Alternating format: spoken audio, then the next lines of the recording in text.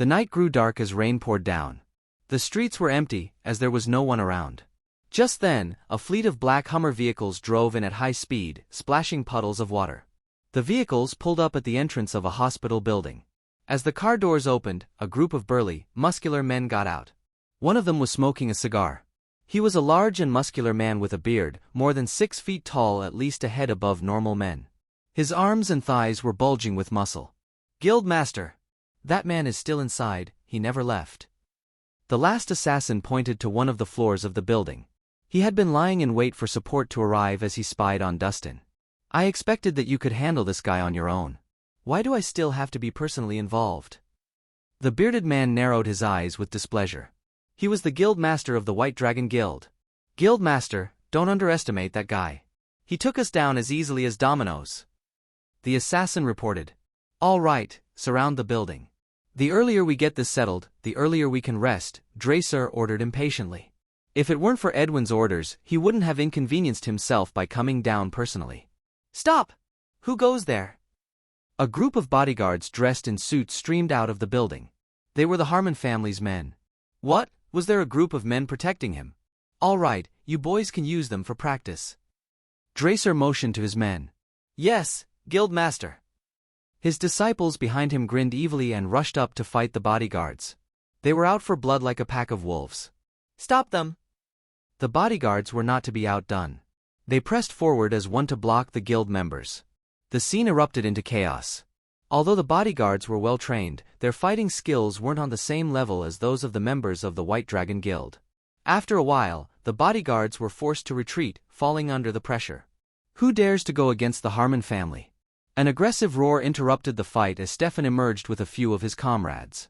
Making his way through the crowd, the guild members were repelled backward by Stefan's internal energy, creating a space around him. "Oh, is he a martial artist with internal energy? How dare you show off your tricks in front of an expert? Get out of the way!" Rhys had a cold smile on his lips. Stefan threw fist after fist without stopping, forcing the guild members to fall back. They were no match for him. "Reckless bastard!" Rhys took a deep breath and released a surge of energy in Stefan's direction. The attack sliced through the raindrops and zeroed in on him. Fortunately, Stefan had a keen sense of danger. He noticed the attack coming and went into a defensive stance. Boom! An explosive sound was heard as Stefan's defense was shattered. He was blown backward about 30 feet away, leaving deep tracks on the ground. Stefan was flung onto a wall like a rag doll as he spat out a mouthful of blood. "Weakling!" Rhys scoffed. Rhys thought that he had finally met a worthy challenger. Unexpectedly, he couldn't even withstand a single blow. Who are you?" Stefan furrowed his brows and stared at the towering figure in front of him. Due to the darkness, he couldn't identify who the man was. "How dare you beat up my men if you don't even know who I am?" Rhys approached him menacingly. Stefan finally recognized him when his bearded face was illuminated by the streetlights. You are Rhys Milfroy?" Stefan fixed his eyes on the man as fear spread across his face. The nightmare he dreaded really came true. "Since you seem to know me, we can settle this easily. Kneel down and beg for your life. If I'm in a good mood, I might let you go." Rhys laughed mockingly as if he was entertained by Stefan's fear. "Both of you, go and tell Mr. Rhys to escape. I'll hold them back." Stefan gritted his teeth and prepared himself for a fight to the death. "Yes, sir." The bodyguards behind Stefan ran into the building without hesitation. Their mission was to protect Dustin, and they were prepared to do it at the expense of their lives. "Do you think you could hold me back?" Rhys smirked. "I'll do my best to buy him some time." Stefan was determined. "Don't blame me for your death since you were the one who asked for it." Rhys scoffed again. He flew at Stefan like a streak of lightning. "I'm going all out." Stefan took a deep breath and faced Rhys squarely. Both of them collided directly into each other as another loud explosion was heard. Stefan was thrown back like he had been hit by a truck, his body flew into the air and landed heavily on the ground with a loud thud. Blood spurted out from his mouth and nose. He did not even have the strength to stand up. "Don't overestimate your abilities," Rhys taunted. Compared to Rhys' strength, Stefan's internal energy and skills were feeble.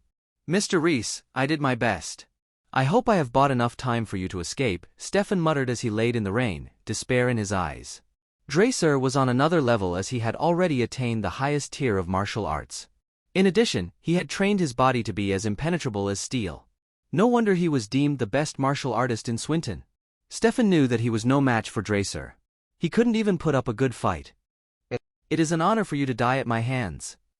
Dracer came up to Stefan and stared at him condescendingly, like looking down on a bug. He lifted his leg to stomp on Stefan's chest and finish him off. At that moment, all the glass windows of the hospital building shattered simultaneously. A dark figure swooped down and landed heavily on the ground. The tough cement crumbled beneath his feet and large cracks propagated from the spot where he landed, like a spider's web that extended for miles. Who is it? Everyone had bewildered expressions on their faces.